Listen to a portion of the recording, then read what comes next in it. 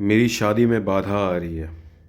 मैं सही निर्णय नहीं ले पा रही हूँ और मुझे क्या करना चाहिए मुझे कुछ भी समझ में नहीं आ रहा है। देखते देखते मेरी उम्र 32 साल की हो गई है। नमस्कार, स्वागत करता हूँ आपके चैनल एस्ट्रो मंच पे। आज ये एक जन्म कुंडली मेरे पास परसों दिन ही कंसल्ट के लिए आई थी। तो ये एक महिला की कुंडली है, 32 वर्षीय महिला की कुंडली है।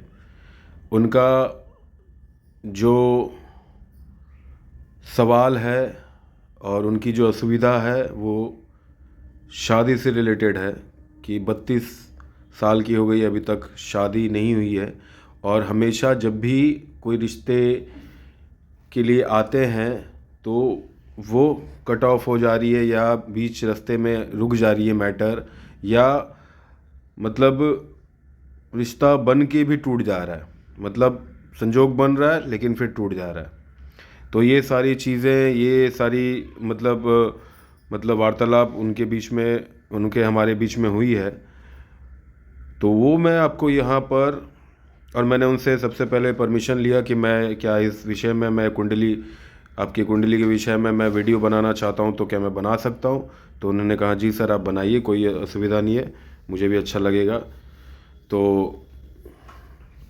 अब मैं ये चीज़ आपको मैं बताना चाहूँगा कि उनकी जो अपने जीवन से जो तकलीफ़ हो रही है, और जो सबसे बड़ी बात, जो सबसे बड़ा पहला पॉइंट है कि शादी में जो बाधा वो किस वजह से आ रही है और वो सही निर्णय नहीं ले पा रही है। ठीक है, यहाँ मैं बताऊँगा।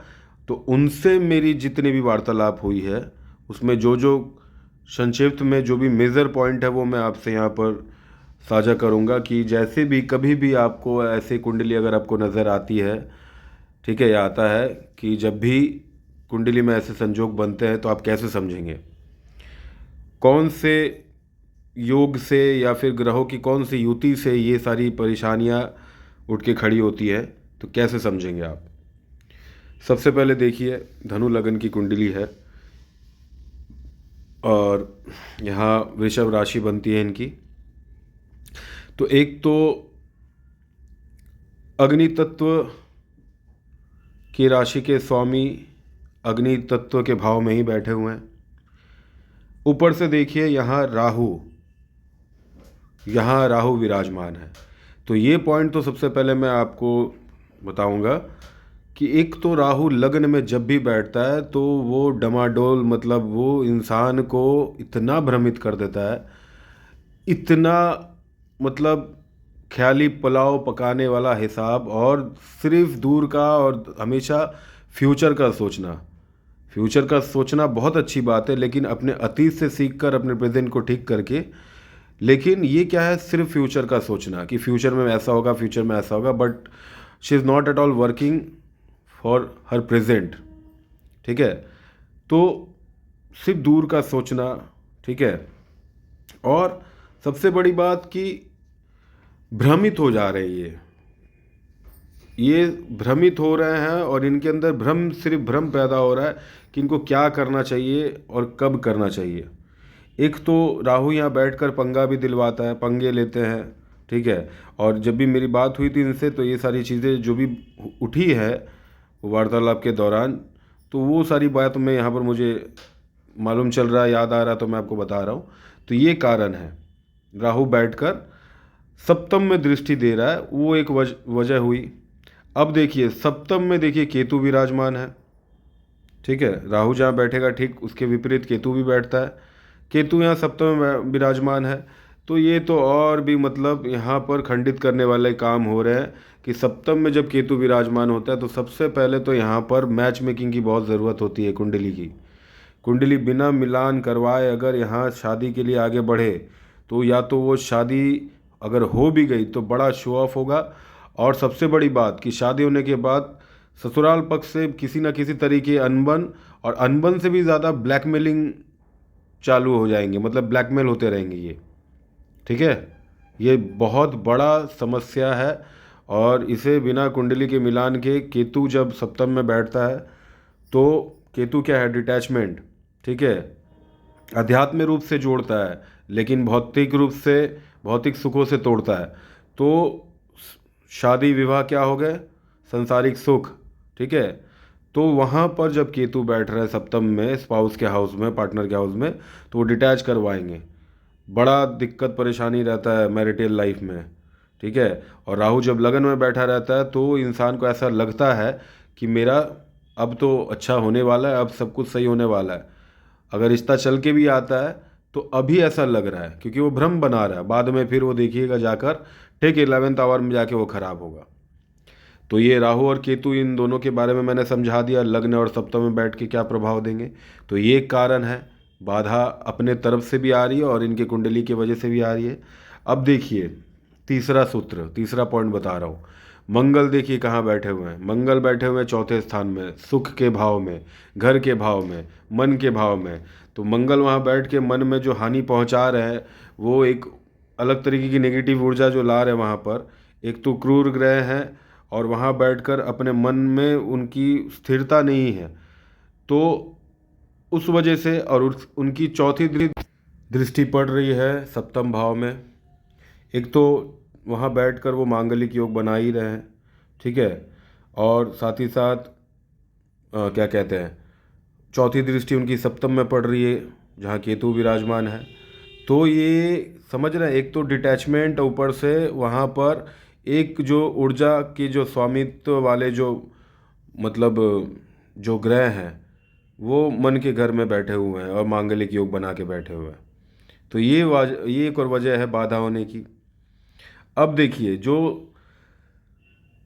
वैवाहिक जिंदगी में जो भी ग्रहों की सबसे ज़्यादा ज़रूरत पड़ती है, ठीक है, एक तो मंगल है ही, सबसे ज़्यादा ज़रूरत पड़ती है शुक्र की, ठीक है।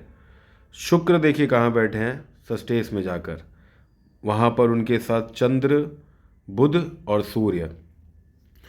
अब यहाँ अगर शुक्र, बुध, सूर्य और चंद्र एक साथ बैठते हैं तो एक तो फैमिली की इंटरप्शन रहती है कि बात मानेंगे नहीं जल्दी, या तो आप जो डिसीजन लेंगे उस पर एक बात होगा। दूसरा सबसे ज़्यादा पॉइंट, जो लग्न में बैठ के राहु भ्रमित करवाता है, वहीं सस्टेस में बैठा शुक्र, बुध और सूर्य, और क्या कहते हैं, जब चंद्र की युति होती है तो वहाँ एक तो एंगर इशू पैदा करता है, ईगोइस्टिक हो जाते हैं, ठीक है। ईगोइस्टिक होने की वजह से बहुत सी चीज़ें अटकती है या तो टूटता है, ठीक है। माता के साथ बड़ी समस्या पैदा करती है। और कहीं ना कहीं जब इनसे मेरी बात हुई थी तो ये तो खुल के नहीं बताए थे मुझे, लेकिन मैं समझ के जब मैंने इनसे प्रश्न किया तो इन्होंने हल्की सी ही हामी भरी, कहा कि बिल्कुल ये वो है, थोड़ा बहुत मेरे कुछ वजह से रुके थे, ठीक है। कहीं कहीं बहुत चांसेस हैं कि विवाह के बाद थोड़े लक बदल सकते हैं, लेकिन ऐसे जब तक विवाह नहीं होगा तब तक ये परेशानी रहेगी, ठीक है। तो ये चीज़ रहता है। और चंद्र की वजह से यहाँ पर क्या आते हैं कि मतलब एक तो दिमागी परेशानी, फ्रिकल माइंड जैसा सिचुएशन रहेगा, ठीक है। धोखा भी खाएंगे यहाँ पर, मन मचलित रहेंगे, मन मचलित रहेगा, स्थिरता नहीं रहेगी। तो ये सारे वजह से जो इनका सवाल था, उसके बाद जब मैंने बातचीत की और मैंने बताया, तो उनमें से जितनी भी बात उनके साथ मिली है, तब जाके मैंने उनसे ये परमिशन लेकर मैंने वीडियो बनाया कि मैं अपने वीडियो में, मैं अपने यूट्यूब में वीडियो के माध्यम में सबको बताना चाहता हूँ, दिखाना चाहता हूँ। तो ये सारे कारण हैं कि शादी में बाधा और डिसीजन सही नहीं लेना, ठीक है, और मन मचलित होना और स्थिर नहीं रहना, ये सारे वजह से हो रहा है, ठीक है।